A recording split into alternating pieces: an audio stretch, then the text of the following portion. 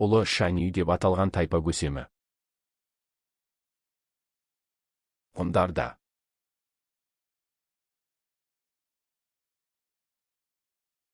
Бумын қағаннан кейін билікке келген түрік қағаны. Мұхан.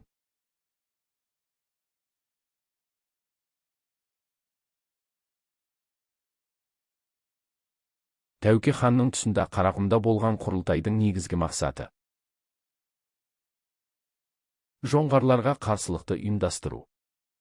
Қарақұм құрылтайы, Қарақұм жиыны 1710 жылы 300 өкілдерінің жоңғар басқыншылығына қарсы күрес ұйымдастыру үшін құрылған жиын. Ол Арал теңізінің солтүстігіндегі Қарақұм алқабында өтті. Азамат соғысы жылдарында Ақтөбе майданын қару-жарақ, дәрі-дәрмекпен қамтамасыз етуге жіберілген экспедиция жетекшісі. Әліби Жангелдин.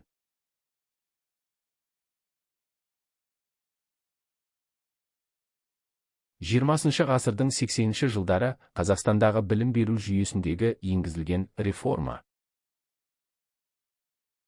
11 жылдық білім беру енгізілді.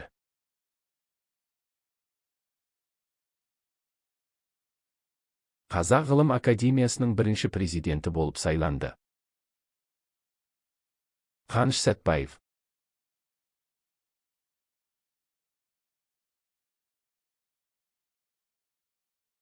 Он 19-шы ғасырдың 40-шы жылдары Қарқаралы Казак станицасының жанында ашылған айырбас сауда орталығы.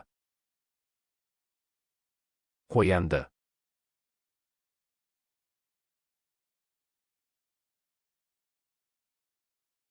Қасым хан Қазақ хандығын еділге дейін кеңейту үшін бірнеше рет жеңіліске ұшыратқан халық. Ноғайлар.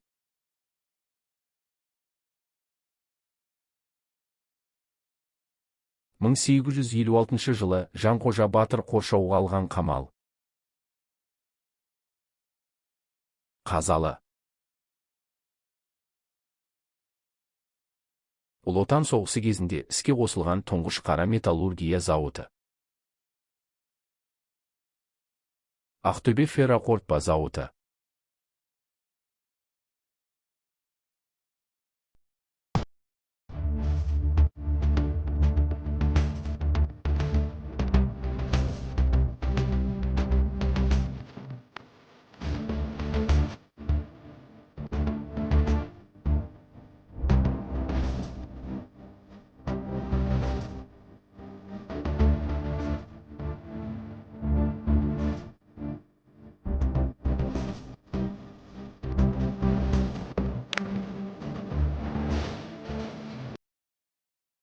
Картаны және тарихи біліміңізді пайдаланып, Моғолстан еліндегі негізгі саяси күш ретінде өз биліктерін нығайта түскен әмірлердің шыққан тегін анықтаңыз.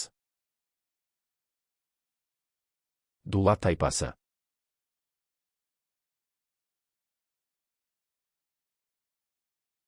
Картаны және тарихи біліміңізді пайдаланып, Моғолстан билеушілері әулетінің негізін қалаған Шағатай ұрпағын анықтаңыз.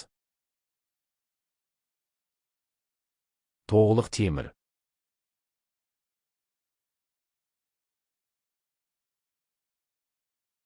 Картаны және тарихи біліміңізді пайдаланып, Моғолстан мемлекетінің құлау себептерінің бірін анықтаңыз. Ойрат шапқыншылығы.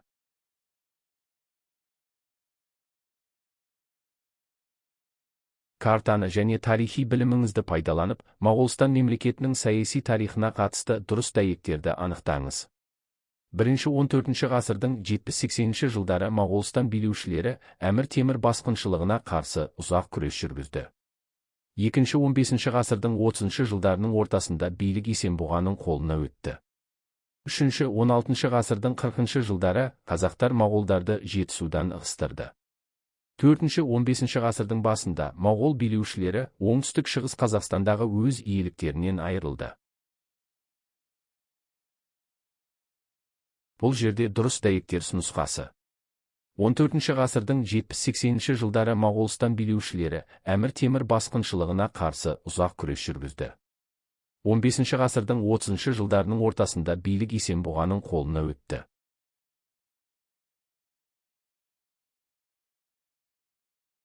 картаны және тарихи біліміңізді пайдалана отырып, Моғолстан билеушілерін оларға қатысты дәйектермен сәйкестендіріңіз.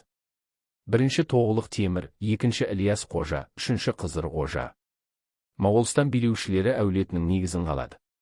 Батпақ шайқасы кезінде Мауараннахр әмірлерінің біріккен күштерін талқандады. Өзін Әмір Темірдің боданы деп тануға мәжбүр болды.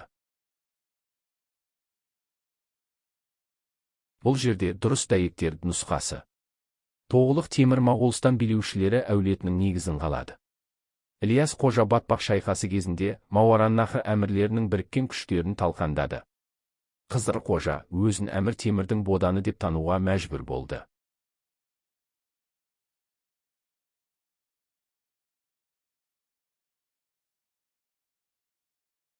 Қазақстанда индустрияландыру ірі өнеркәсіпті, бірінші кезекте ауыр өнеркәсіпті құру және дамыту арқылы жүзеге асырылды. КСРО-да кеңестік жаңғырту үш бағытта индустрияландыру, ауыл шаруашылығын ұжымдастыру және мәдени революция түрінде өтті.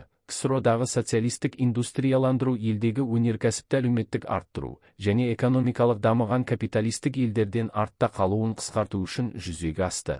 Индустрияландырудың мақсаты КСРО-ны аграрлы елден жетекші индустриялық державаға айналдыру болды. Индустрияландыруды бастау туралы шешім 1925 жылы желтоқсан айында Бүкілодақтық коммунистік партиясының 14-ші съезінде қабылданды. Съезде Қазақстан жеделдете индустрияландырылған негізгі аудандардың біріне айналуы тиіс болды. 1931 жылы 140-тан астам геологиялық барлау партиясы жұмыс істеді. Олар бағалы, жаңа минералды шикізат түрлерінің бірегей кен орындарын тапты.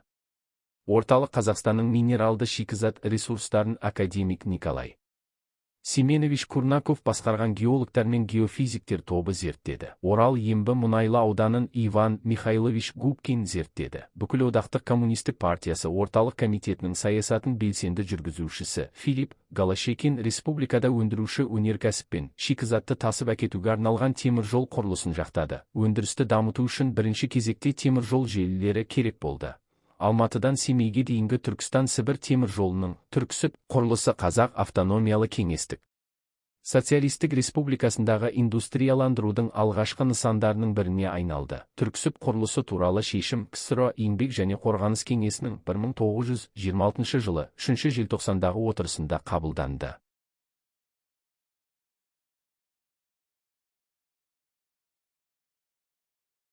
Мәнмәтінді және тарихи білімдеріңізді пайдаланып, индустрияландыру саясатын жүргізудің себебін анықтаңыз. Аграрлы елден индустриялық державаға айналдыру.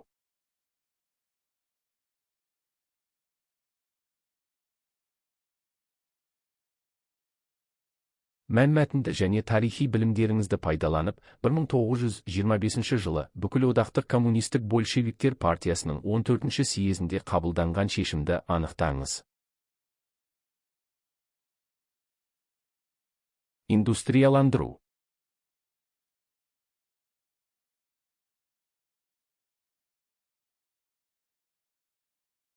Мәнмәтінді және тарихи білімдеріңізді пайдаланып, КСРО-да индустрияландыруды жүргізу себептеріне қатысты дұрыс дәйектерді анықтаңыз. Өнеркәсіп өндірісінің өсуін қамтамасыз ету. Елдің қорғаныс қабілетін нығайту. Жаңа экономикалық саясатқа көшу. Мемлекеттік кәсіпорындарды жеке кәсіпкерлерге беру. Бұл мәтіндегі нұсқасы дұрыс.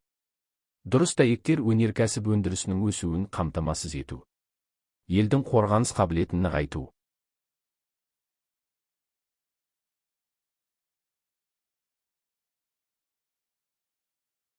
Мәнмәтінді және тарихи білімдеріңізді пайдаланып, КСРО-ны аграрлы елден жетекші индустриялық державаға айналдырудың мақсатын анықтаңыз.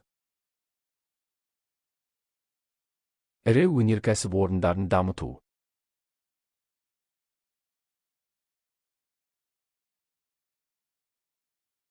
Мәнмәтінді және тарихи білімдеріңізді пайдалана отырып, Қазақстанның минералды шикізат көздерін оларды зерттеген ғалымдармен сәйкестендіріңіз.